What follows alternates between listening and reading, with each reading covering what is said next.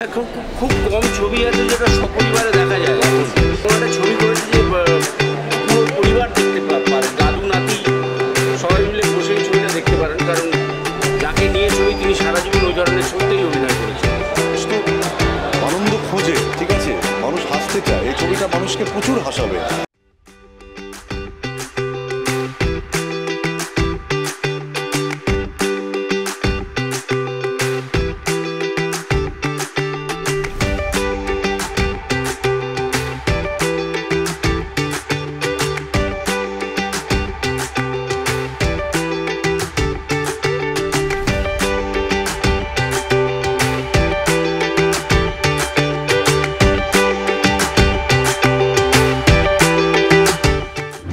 এই মুহূর্তে আমি চলে এসেছি দক্ষিণ কলকাতা সাউথ সিটি মলে একটা ছবি প্রিমিয়ারে।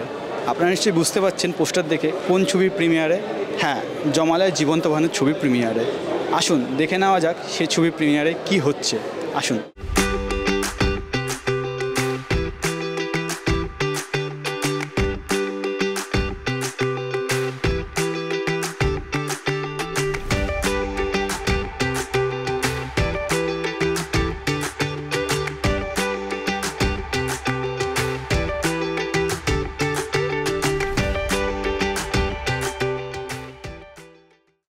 এখন খুব কম ছবি আছে যেটা সপরিবারে দেখা যায় এখন, সেটা সিনেমা হোক বা ওটিটি হোক।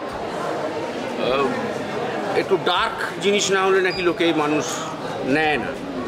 তো আমরা এমন একটা ছবি করেছি যে পুরো পরিবার দেখতে পারে, দাদু নাতি সবাই মিলে বসে এই ছবিটা দেখতে পারেন, কারণ যাকে নিয়ে ছবি তিনি সারা জীবন ওই ধরনের ছবিতেই অভিনয় করেছেন।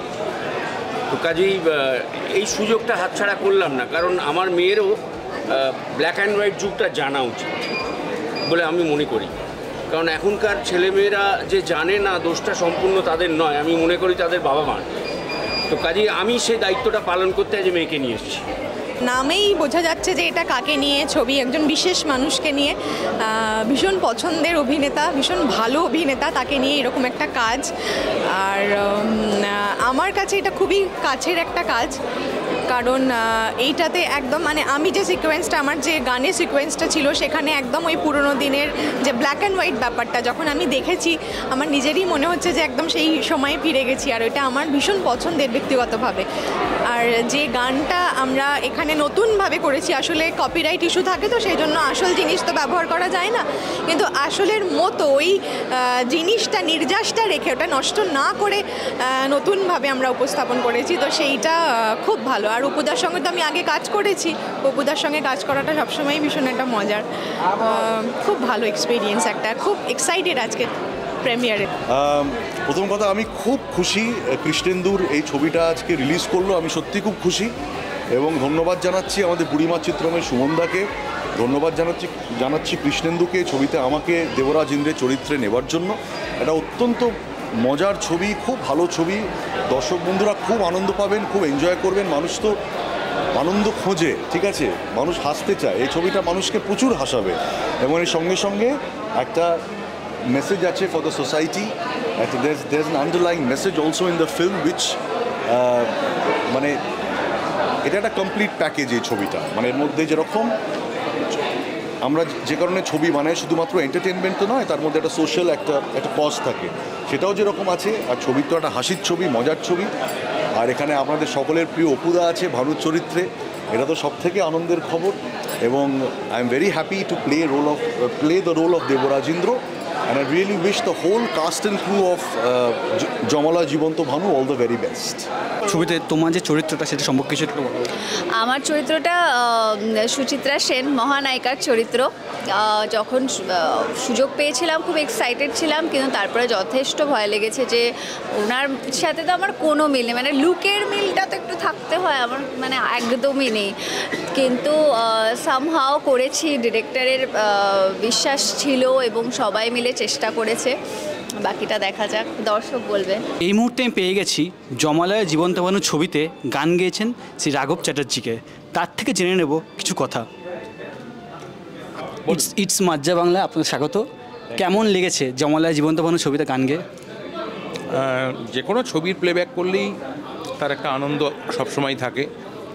আর আমরা যারা নতুন গান নিয়ে কাজ করি বা সিনেমার গান নিয়ে কাজ করি, সেটা গান গাওয়াই হোক কি মিউজিক ডিরেকশানই হোক, সবসময় একটা নতুন ক্রিয়েশনের জন্য একটা আলাদা আনন্দ, একটা এক্সাইটমেন্ট থাকে। এই ছবিটাতে বিশেষত বেশি ভালো আছে, তার কারণ আমার খুব প্রিয় অভিনেতা যেমন শাশ্বত, যেমন অম্বরীশ, যেমন আরও অনেকেই, সুভাষিসদা, সবার নামই, তেমনি এই ছবির কৃষ্ণেন্দু যে পরিচালক, সে আমার খুব প্রিয় একজন পরিচালক এবং প্রিয় মানুষ, একজন দারুণ মানুষ। ও খুব ইন্টেলিজেন্ট ছবি বানিয়েছে এবং এতে মিউজিকের জায়গাটা আমার অত্যন্ত প্রিয় বন্ধু রাজা নারায়ণ দেব যে এই কম্পোজিশনটা করেছে, এবং আমার যে গানটা, সেই গানটা ও আমি এবং জিনিয়ার ডুয়েট একটা গান, সেটা এমনভাবে চিত্রায়িত হয়েছে যে সেই ভানু বন্দ্যোপাধ্যায়ের এরাটাকে ধরা গেছে, একটি বিশেষ ছবির বিশেষ মুহূর্তকে একটা রিকার্নেশন হয়েছে। তো সেই মিলিয়ে গানটা আমার গেয়ে এবং পরে ছবিটাতে যখন গানটা পড়েছে এত ভালো লাগছে, মনে হচ্ছে যেন আমি এখন থেকে অন্তত 40 বছর আগে পিছিয়ে গেছি। গানের সিনেমার সিকোয়েন্স, সিনেমার সাউন্ড, গানের কথা, সুর, সেইভাবেই চেষ্টা করেছি গাইতে। তো আমার কাছে এটা একটা বেশ মজার ছিল এবং চ্যালেঞ্জও ছিল। তো সেটা সবার খুব ভালো লাগছে, সবাই খুব জনে জনে ফোন করে মেসেজ করে জানাচ্ছে, সেটাই বড় পাওয়া। জমালয়ের জীবন্ত ভানুতে একটা গানে আপনি রাঘব চ্যাটার্জির সাথে গিয়েছেন, কেমন লেগেছে আপনার? আমার ভীষণ ভালো লেগেছে। গানটা গাওয়ার একটা আলাদা রকম এক্সপিরিয়েন্স, কেন আজকালকার দিনে দাঁড়িয়ে তো এই ধরনের গান আমরা সচরাচর গাওয়ার সুযোগ পাই না। আর আমরা যখন আমি যখন বড় হই, তখন তো আমাদের এই গানগুলোই শুনে বড় হওয়া, তাই জন্যে আমাদের এই গানগুলো শুনে শেখার অনেক জায়গা ছিল।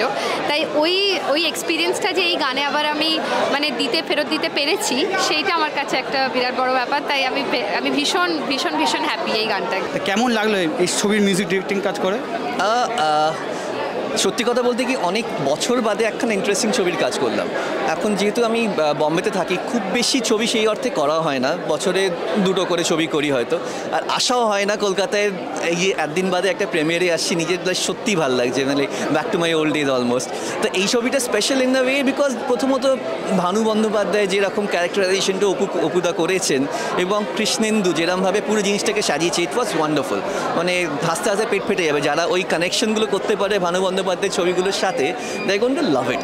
আর তার সঙ্গে চ্যালেঞ্জও ছিল, বিকজ ওই ছবিগুলোর যেহেতু কিছু সিকোয়েন্স একদম ওইভাবেই দৃশ্যায়ন করা হয়েছে, তো সাউন্ডগুলোকে, মিউজিকটাকে একটু যাতে প্যারিটি রাখা, কারণ সবসময় কম্প্যারিজনটা এসে যাবেই, যেতে বাধ্য। যেটা ইনফ্যাক্ট প্রথম যে গানটা রিলিজ হয়েছিল, অনেকেই দেখেছেন নিশ্চয়ই, যেটা যদি রূপের সাগর হও তুমি, তো সেই গানের সিকোয়েন্সটা ভানু বন্দ্যোপাধ্যায় একটা ছবি থেকে সেম সিকোয়েন্সটা রিক্রিয়েট করা, to keep the sound close to that, at the same time be original. That was the challenge, কিন্তু সেটা হোপফুলি দর্শকের সবাইকে ভালো লাগবে, সেটাই আশা করছি। আচ্ছা, যখন শুনলেন জমালয়ের জীবন্ত ভানু, যেখানে মানুষ থেকে ভানু হচ্ছে, তা শুনে কেমন লাগলো আপনার? প্রতিক্রিয়াটা কী ছিল আপনার? হাসি, অদ্ভুত একখানা ব্যাপার যে এরকমভাবে কনসেপ্টটা যে ভাবতে পেরেছে, যে ওনাদের ছবির গান সিকোয়েন্সগুলোকে নিয়ে সেখান থেকে একটা নতুন চিত্রনাট্য বানিয়ে সেগুলোকে কী করে স্টিচ করে একটা নতুন ছবি বানানো যায়, ইট ওয়াজ অ্যামেজিং, খুবই ইন্টারেস্টিং। এবং শুনে আমি এক কথায় রাজি আছি, চলো করবো, আছি সাথে। আপনারা দেখে নিলেন জমালয়ের জীবন্ত ভানুর ছবির অভিনীত কলাকৌশলীদের প্রতিক্রিয়া। তাহলে আর দেরি কিসে? খুব তাড়াতাড়ি আপনার নিকটবর্তী সিনেমা হলে গিয়ে দেখে আসুন জমালয়ের জীবন্ত ভানু। এরকম বিনোদনের আরও নানা খবরাখবর পেতে আজই সাবস্ক্রাইব করুন আমাদের চ্যানেল ইটস মাজ্জা বাংলা, এবং আমাদের ওয়েবসাইটটিকে আজই ফলো করুন, সবার সাথে শেয়ার করুন, লাইক করুন। ইটস মাজ্জা বাংলা, বিনোদনে নতুন মজা।